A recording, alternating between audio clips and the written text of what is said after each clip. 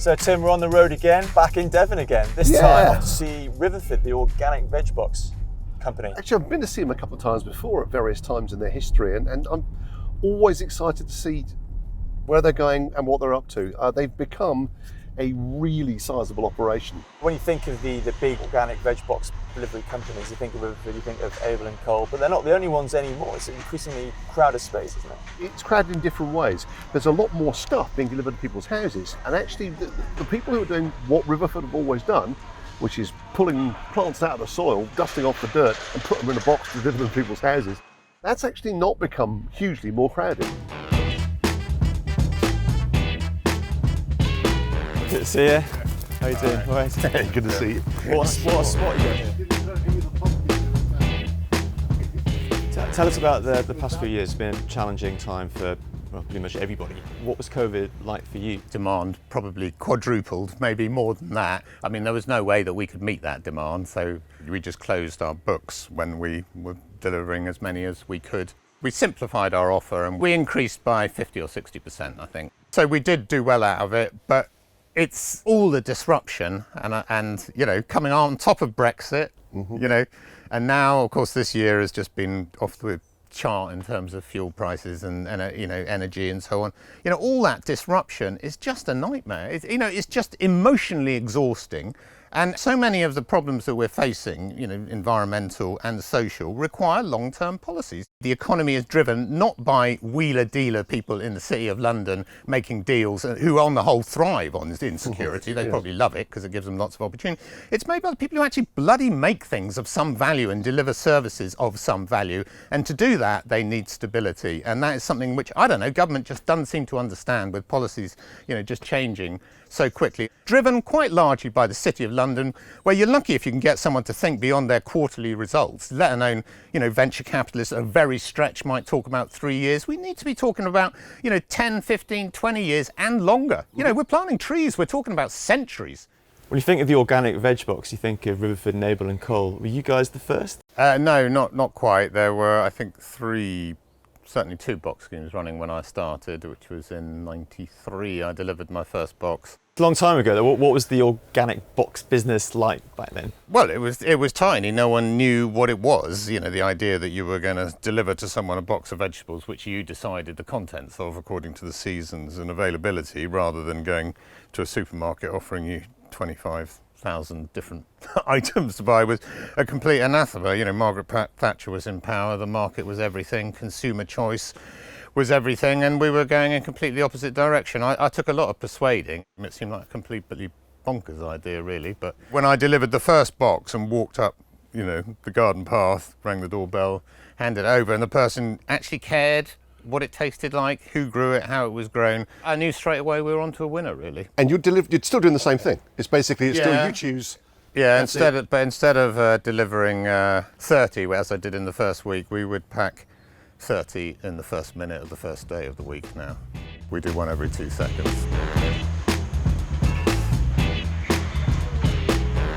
2018, you did something really quite out of the ordinary, and you handed over, what, 80% of the company to your own people? 74% of the company. I didn't hand it over, they'd give me a few million quid. But they did. But could you have made a few million more if you'd sold to someone Definitely, else? I would. Well, according to the accountants who valued it, it was worth 4 times what I sold it for. I suppose I have had a lifelong problem with the assumption that the only thing that motivates us as human beings is greed and self-interest. I think most people, you know, want to be part of the solution rather than part of the problem. I think generally there's much more to be gained from cooperation than competition. Obviously, competition has its place, and you know, you'd be a fool to turn your back on it completely, but all our trading relationships and our employing relationships and our relationships with our customers are long-term. And our staff, now co-owners, they have adhered to the values possibly more than I did, really. I think the very act of having to sit down and write down what are the values, why are we here, what are we trying to achieve. What are those values that you want to try and stay committed to? Well, there is on our website the founder's wishes, which this is brilliant. It's not a manifesto. It's emphatically not a manifesto, but you've an absolutely clear and really very, very detailed. I would urge people to go and read it. I mean, some things I really found really important. I wanted to ban the word professionalism from the organisation. Because, you know, whenever someone said we have to do that because it's professional, I almost want to leave the room. We had a long discussion around pragmatism and what we meant by that. That, you know, you couldn't always be purer than the freshly fallen snow. We all have to compromise and bend at times. And we come up with something which I think is really very meaningful. We sum it up in the three things. We do it our way. The we is that we're sort of stronger together and we should look for common values. The do it is, you know, the detail really matters right down to the very, you know, everything matters right down to the very fine detail. And it doesn't matter how strong your values are and how much they are shared by your staff and customers and suppliers. If you're not good at what you do, you are going to fail. And our way is that we won't just follow everyone else. You know, we will challenge. We'll understand our industry, we'll understand why people do it the way they do it, and then we'll go away and we'll think about it. And sometimes we'll just copy them and do it because that's the easiest thing to do and you can't be fighting battles on all fronts. And sometimes we'll say, no, that is really bloody stupid. We're not going to do that.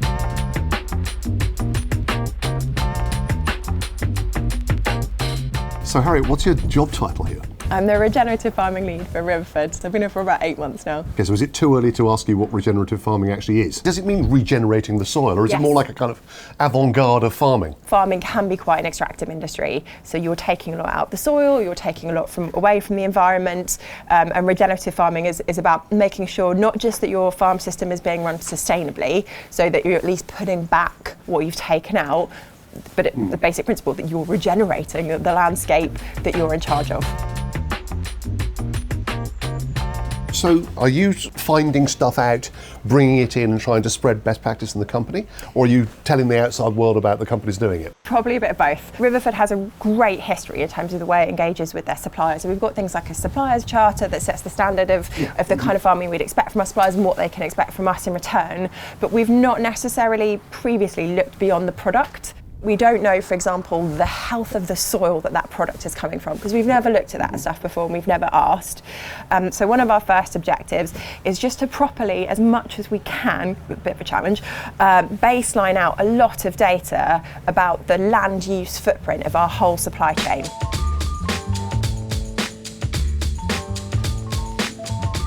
Hi Ed, I'm Dan. Morning, I'm Ed. Nice to meet you. Yeah, you too. How's it going? Too. Yeah, not bad, thanks. In true city boy fashion, I've come along in shoes which maybe aren't quite up for it. I mean, will I be all right in these, do you think? I mean, you can wear them, but you'll have to replace them at the end of it. I mean...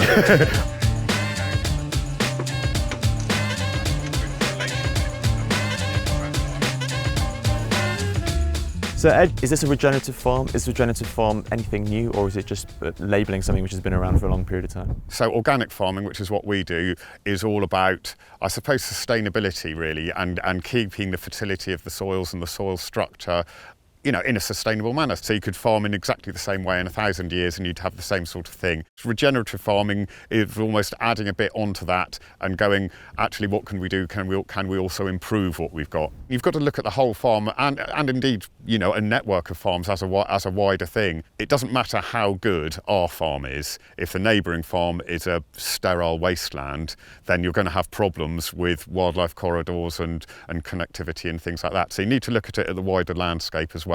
No farmer wants to farm badly, but or to be next door to somebody who does. Yeah, exactly. But you know, certain practices have a more harmful effect on the soil and on the environment than others, and it's a matter of trying to cut those out completely, or at least reduce the harm that you're doing where you can.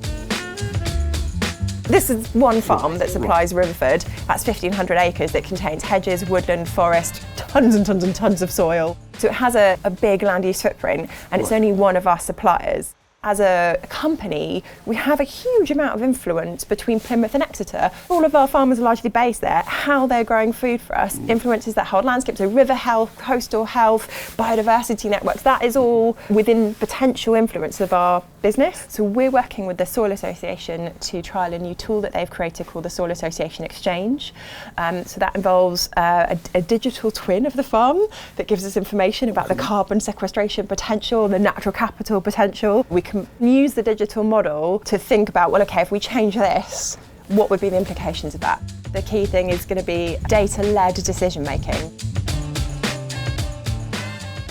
I mean, the values that Riverford have, they're great values, but this is a business. Do you feel that it's possible to stay true to those values at all times, or, you know, are there occasions when you need to be pragmatic and compromise maybe? I mean, yeah, you have to be pragmatic, but that's not necessarily the same as compromising your core beliefs. When Guy started the business, he was completely open about the fact that, you know, he didn't want to be skint at the end of it. He wanted to make money out of it, but do things the right way. And that's what we've managed to do. And so long as you've got those principles in mind, it's kind of not an extra expense, because you know it's going to be more expensive in one direction or another from the offset, so you take that into account. I mean, working on the farm, our highest cost by far is labour, because I mean, you can see the fields here. You know, we've got lettuce, but it's not bare soil in between. There's all sorts of weeds and other stuff. And if this was a conventional farm, you'd spray herbicide and there'd be no weeds. So we've got to do a lot of weeding.